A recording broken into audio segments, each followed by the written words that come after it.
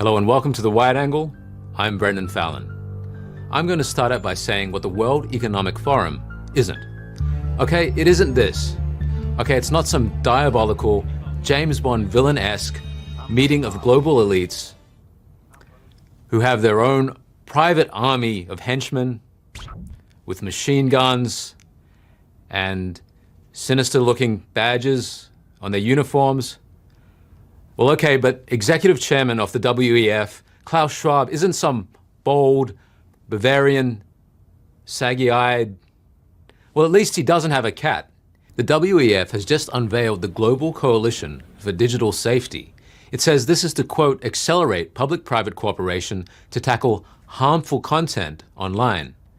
The coalition is a diverse group of leaders, it says, well-placed to exchange best practices for online safety regulation. So who are these diverse leaders? Well, none other than the likes of Google, Microsoft, and Interpol, to name but a few.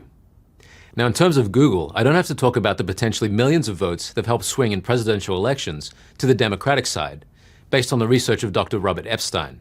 I can just point to the way subscribers to my YouTube channel complain of being mysteriously unsubscribed ever since my politically sensitive coverage of the 2020 election. Anyway, suffice to say, I'm not sure I want Google, for one, looking after my digital safety. Earlier this year, I spoke to General Robert Spaulding about dangers of having our personal data exposed. He explained how this could enable Chinese communist-style tyranny to be enacted in our own society. So Silicon Valley tech companies have created this enormous and fantastic and very profitable business model by using data to essentially influence your consumption patterns. And so this mass use of data really is a feature of the mobile economy. It's powered by the data that's collected on your smartphones. It's processed in data centers around the world. And then that turns into algorithms that influence your shopping behaviors. Well, that can also be used to influence social and political behaviors. And this, in fact, is what the Chinese Communist Party has been perfecting, not just using it to get you to be a better consumer, but also to get you to be, in the Chinese Communist Party's eyes, a better citizen, to influence your social and political behavior patterns. This is the danger of having open data. And this is, something that we've seen not just increasingly in China, but particularly with the coronavirus response, the policy response, how people have been tracked. We're seeing it now also in democracies. And so these technologies, which are quite appealing to businesses, also tend to be quite appealing to politicians that want to have control over their population. Getting back to the World Economic Forum's motley crew of companies and others who all just want to make the internet a safer place for all of us, another member of the coalition is a company called Yoti. Its speciality is digital IDs. Now, the WEF has been, let's say, fantasizing about digital IDs since at least 2016. Back in 2019, months before the start of the global pandemic, the ID 2020 Alliance said immunity certificates could be used to segue into global digital IDs. Journalist and author Nick Corbishley pointed this out in an interview on Crossroads. ID 2020 is a US NGO. Its mission is to guide the development of global digital IDs, according to its website. No doubt because this is all going to make us safer and better integrated. So why is this a concern? Researcher Brett Solomon has a few thoughts on that. In his own words, he's a man who has tracked the advantages and perils of technology for human rights for over a decade. He says the mass rollout of digital IDs poses one of the gravest risks to human rights of any technology that we have encountered.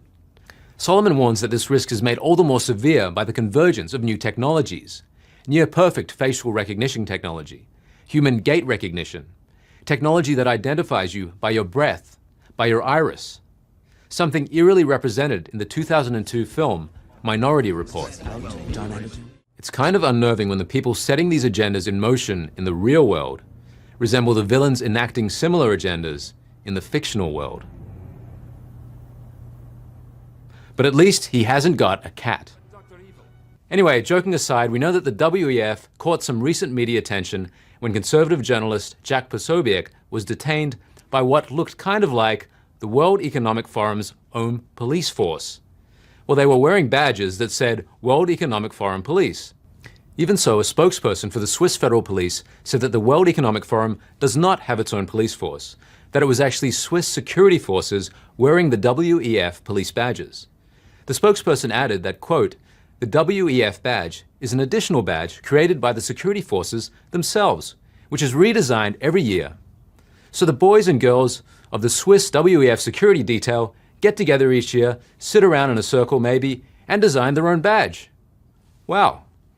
The police spokesman also said the special WEF badges, quote, serves the team spirit for the operation around the annual meeting. But I mean, if it's all about team spirit, artistic expression, drinking hot chocolate together, then why do the badges look so sinister? I mean, this looks disturbingly like two onyxes, one onyx and another onyx about to butt each other to death, right? Then there are these things at the bottom, which look like coffins sticking up out of the ground. I mean, this doesn't exactly say team spirit. It says James Bond villain henchman. Of course, one of the other priorities of the WEF, apart from getting us all digitally branded, is to confront climate change. On the third day of the forum, John Kerry, the Biden admin's climate envoy, met with CCP officials to apparently talk climate change.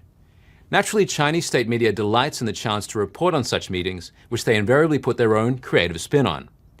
These events are recast for China's public as the glorious Chinese Communist Party, or CCP, again asserting itself on the world stage and telling the West how it's going to be. Anyway, everyone knows the Chinese regime is the world leader in propaganda.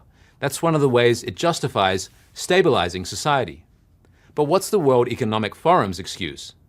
This is how it reported on the meeting between Kerry and CCP rep Xie Zhenhua. It isn't just about words anymore. It's about action. Action now is critical. These words by Xie were a call to arms to all people, and especially global leaders, to radically transform the way the global economy functions, if we're to avoid climate catastrophe. As it happens, Communist China is the world's largest emitter of greenhouse gases. It's the largest source of marine debris, the worst perpetrator of illegal, unreported, and unregulated fishing, and the world's largest consumer of trafficked wildlife and timber products. This is what the US State Department reported under the Trump administration.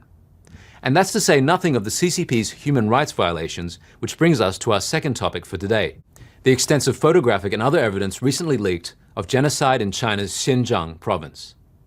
Up to now, all reports of the Xinjiang concentration camps have been from survivors who escaped overseas or from individual journalists who ventured into Xinjiang to take photographs. There's also been the disturbing evidence that satellite imagery has yielded. However, it's been hard to piece together the overall picture of what's happening in those camps. Now, the Xinjiang police files are giving the world its first definite glimpse, showing the tip of the iceberg of China's huge concentration camp system. There are 5 aspects of what these documents reveal about this mass abuse and the regime inflicting it. To start with, it tells us something about the internally conflicted state of the Chinese regime. The BBC was the first to publicize this series of documents. Allegedly, they were obtained by hackers directly from the internal confidential network of Xinjiang's police. The documents were given to Dr. Adrian Zenz, prominent German expert on the Xinjiang concentration camps. He's also director of the Chinese Research Department of the Victims of Communism Memorial Foundation. The documents were studied for months before being publicly released. More than a dozen media outlets, including the BBC, Germany's Der Spiegel, and France's Le Monde, took part in analyzing them to confirm their authenticity. On May 24th, they were published, in part. The documents allegedly came from a hacker, but of course this can't be verified. The more intriguing possibility is that they came from someone inside the system, or even from some factional forces. Maybe the source was driven by their conscience, or perhaps a more complex motive. It's hard to believe the document's release hasn't been intentionally timed to hit Xi Jinping at his lowest point. Photographs of Uyghurs account for a solid portion of the documents. There are over 5,000 such photos that were taken between January and July 2018.